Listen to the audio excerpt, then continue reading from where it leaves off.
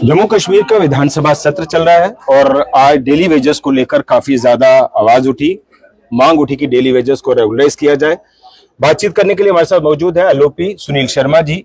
Sunil ji, daily wages का मुद्दा दोबारा से जो है वो इस वक्त जोर पकड़ रहा है, क्या लग रहा है आपको? सरकार ने आज जो है वो एक कमेटी फ्रेम की है और 6 महीने का समय मुद्दा इस टाइम इसलिए जोर पकड़ रहा है क्योंकि डेली वेजर्स को उम्मीद थी, आशा थी कि लंबे अरसे के बाद जो सरकार का गठन हुआ है और जिस सरकार ने अपने मैनिफेस्टो में, जिस पार्टी ने अपने घोषणा पत्र में, स्पीचेस में ये कहा था कि डेली वेजर्स का इशू हम रिजॉल्व करेंगे, इनको रेगुलराइज करेंगे, और पहले बजट में 4 महीने के बाद जो उमर अब्दुल्ला साहब ने बजट पेश किया, उस बजट में जब कोई डेली वेजर्स का प्रावधान नहीं देखा इन नौजवानों ने, तो ये आक्रोशित हुए, ये क्रोधित हुए, ये आंदोलन पे उतर आए।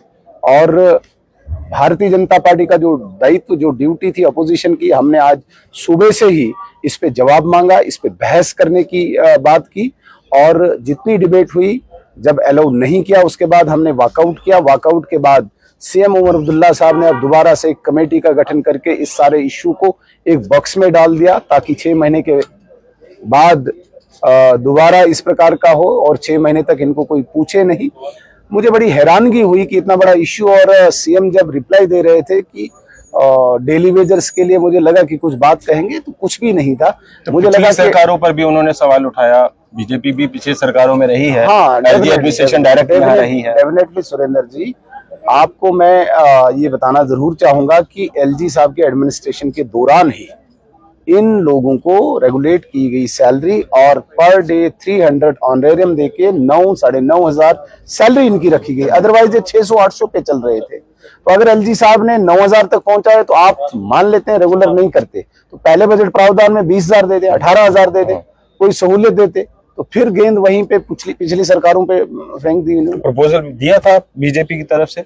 नहीं, हम इस बार हमने तो इसके साथ भी मीटिंग्स हुई रेगुलरली इस बात को लेकर। लेजिस्लेटर्स के साथ ये झूठ बोला। फिर इन्होंने एक डिस्ट्रिक्ट कैपेक्स की बात की कि भाई 30 लाख आपके डिस्ट्रिक्ट में, कॉन्स्टिट्यूएंसी में है, उस कॉन्स्टिट्यूएंसी में आप एक ब्रेकअप बनाओ, इस 30 लाख को कहां लगाओगे? डेली वेजर्स तो एजेंडा ही नहीं था। जो ही आपने बात की कोई, तो एजेंडा से बाहर था वो इशू।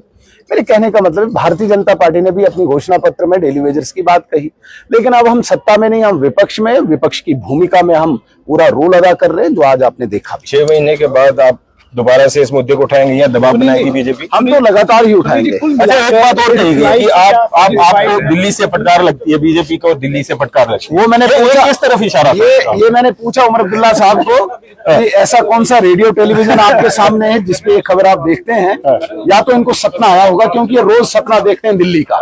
रोज इनके सामने प्रधानमंत्री जी होते हैं, गृह मंत्री जी होते हैं, इनको स्टेटहुड दे रहे होते हैं, इनको बाकी चीजें दे रहे होते हैं। सपने में इनको लगा कि तारीफ करते हैं। हाँ, तारीफ तो करेंगे ही। तो सपने में इनको लगा कि भारतीय जनता पार्टी के एमएलए को मिलाकर।